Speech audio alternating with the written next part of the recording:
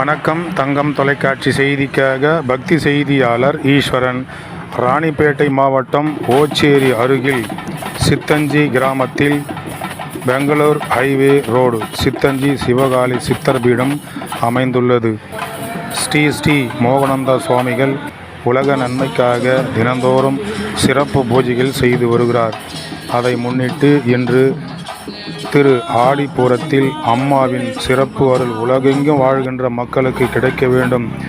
அந்த சிறப்பான நிகழ்ச்சியை சித்தஞ்சி சிவகாளியம்மன் சிவபீடத்தில் இன்று சிறப்பான முறையில் காலையில் பால் குடம் எடுத்தல், தீச்செட்டி ஏந்தி உலக நன்மைக்காக இந்த விழா சிறப்பான முறையில் நடைபெற்றது. இதில் பல்வேறு பகுதியிலிருந்து பக்தர்கள் பொதுமக்கள் கலந்து கொண்டு அம்மாவின் அருளை பெற்றனர்.